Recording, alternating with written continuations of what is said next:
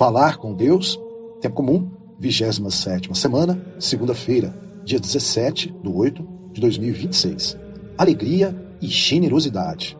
O jovem rico, alegria da entrega. Vejamos.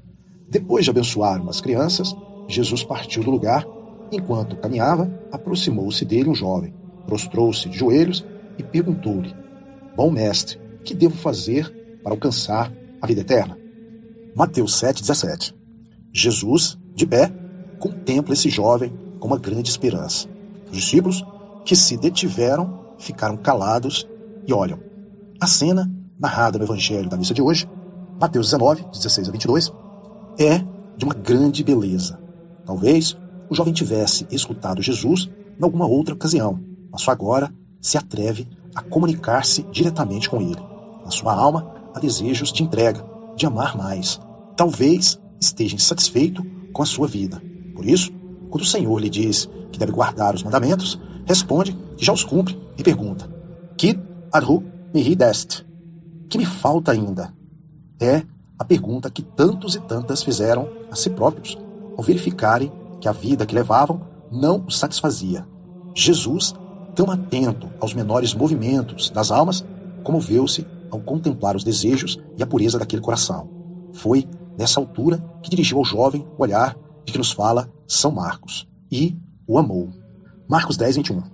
O olhar de Jesus, um olhar profundo, inesquecível, é por si só uma chamada, e convidou-o a segui-lo, abandonando todos os seus tesouros. Foi um convite para que deixasse o coração livre e disponível para Jesus. Trata-se de trocar o amor aos bens pelo amor a Jesus, de deixar as posses materiais para enriquecer-se de uma maneira real e efetiva, com bens eternos. M.J. em Dart, Jesus em seu mundo, 251. Mas o jovem não foi generoso, ficou com as suas riquezas, de que desfrutaria por uns anos, e perdeu Jesus, tesouro infinito, a quem temos para sempre neste mundo e na eternidade. No seu egoísmo, esse rapaz não esperava a resposta que o mestre lhe deu. Os planos de Deus não coincidem, geralmente, com os nossos, com os que planejamos na nossa imaginação, com aqueles que a vaidade ou o egoísmo fabricam. Os planos divinos, forjados desde a eternidade para nós, são mais belos do que os que possamos imaginar, ainda que algumas vezes nos desconcertem. Ao ouvir as palavras de Jesus, o jovem retirou-se triste porque tinha muitos bens. Todos viram como resistiu àquele amável e amoroso convite do Senhor, como partiu com a marca da tristeza no rosto. Talvez, dias depois, descobrisse falsas justificações para sua falta de generosidade, nos argumentos que lhe devolveriam a tranquilidade perdida, nunca a paz, que é fruto da entrega. Pensou, provavelmente, que era muito jovem, o que mais tarde veria tudo com mais clareza e tornaria a procurar o mestre. Que fracasso! Que ocasião desperdiçada! Pois, ou seguimos Jesus, ou perdemos-lo. Jesus nunca nos deixa indiferentes quando passa por nós. Quem tenha sentido o olhar de Jesus pousar sobre ele, nunca mais o esquece. Já não pode viver como antes. E se abre a esse olhar, a sua vida enche-se de gozo e de paz, nessa disponibilidade absoluta diante da vontade de Deus, que se manifesta em movimentos bem precisos da nossa vida. Talvez agora. O Senhor passa e pede. Vejamos. Quando aquele rapaz rejeitou a insinuação e conta-nos o Evangelho que, triste, Mateus 19:22, que se retirou entristecido, perdeu a alegria porque se negou a entregar a sua liberdade a Deus. São José Escrivá, Amigo de Deus, 24. Liberdade que, se não lhe serviu para chegar à meta, a Cristo que passa pela sua vida, para bem pouco havia já de servir-lhe. A tristeza nasce no coração, como a erva daninha, quando nos afastamos de Cristo, quando lhe negamos aquilo que nos pede de uma vez ou pouco a pouco, quando nos falta generosidade. Essa doença da alma é um vício causado pelo amor desordenado de si mesmo. Santo Tomás, Suma Teológica, segunda da segunda, questão 28-4, AD1. Podemos adoecer, podemos experimentar cansaço e dor, mas a tristeza do coração é diferente. Na sua origem, sempre encontramos a soberba e o egoísmo.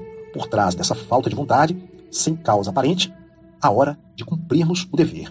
Pode estar a impossibilidade de afirmarmos o nosso critério e a nossa personalidade, a vaidade.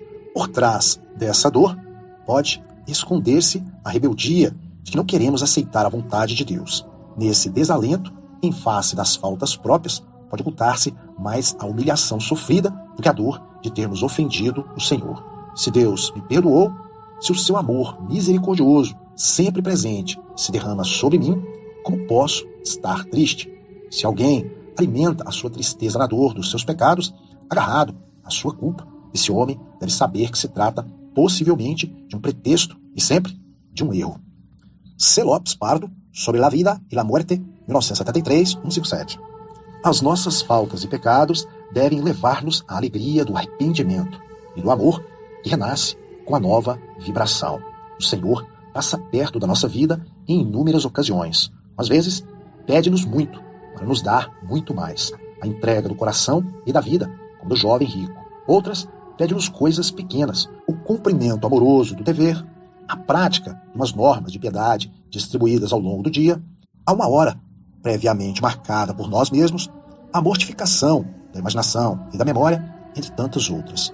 Em todas essas circunstâncias, é preciso saber entregar-se, arder diante de Deus. Como essa luz que se coloca sobre o candelabro para iluminar os homens que andam em trevas. Como essas lamparinas que se queimam junto do altar e se consomem alumiando até se gastarem. José Maria Escrivá, Forja 44. E não há ninguém a quem o Senhor não chame e peça alguma coisa, seja muito, seja pouco, a cada um no seu lugar e no estado em que é chamado, para a peculiar vocação que recebeu de Deus. Esta vocação é o assunto mais importante da nossa vida, e a fidelidade em corresponder-lhe deve ser o propósito em que nos empenhamos mais tenazmente, com a ajuda da graça até o último instante dos nossos dias. A tristeza faz muito mal à alma. Procurar a alegria através da generosidade. Vejamos. Retirou-se triste. Nada mais sabemos do jovem rico. Sua história termina envolta num manto de tristeza. Talvez pudesse ter sido um dos 12, mas não quis. E Jesus respeitou a sua liberdade, uma liberdade de que ele não soube usar. O comerciante, comenta São Basílio, não se entristece quando gasta nas feiras aquilo que possui para adquirir as suas mercadorias. Mas tu, refere-se ao jovem rico, entristece-te, dando pó em troca de vida eterna. São Basílio, em Catena Áurea, volume 6, 313.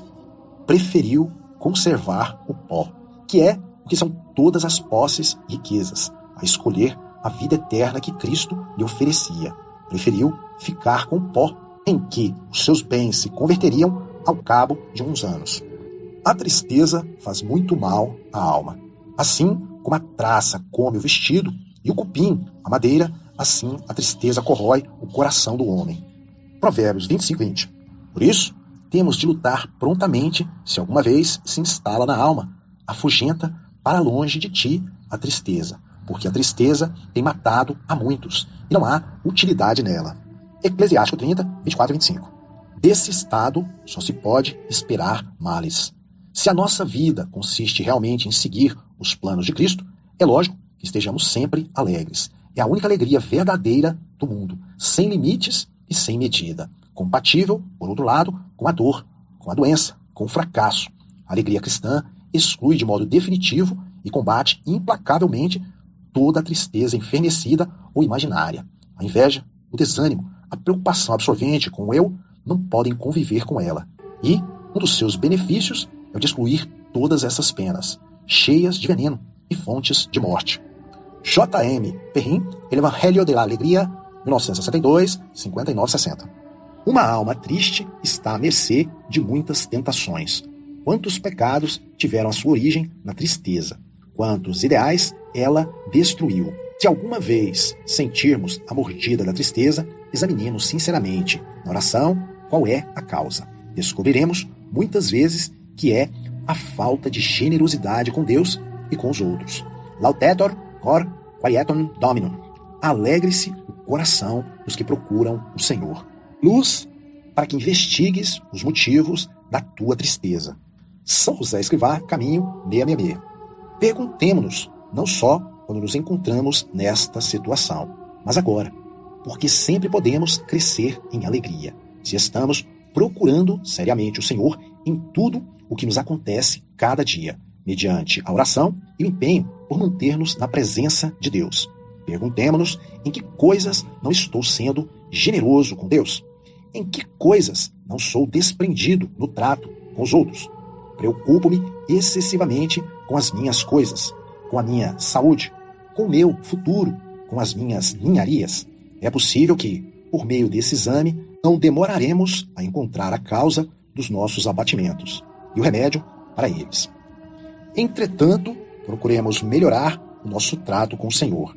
Tentamos dar-nos sem cálculo às pessoas com quem nos relacionamos, ainda que sejam pequenos serviços. Abramos o coração a quem nos conhece e aprecia, ao sacerdote a quem confiamos a direção da nossa alma.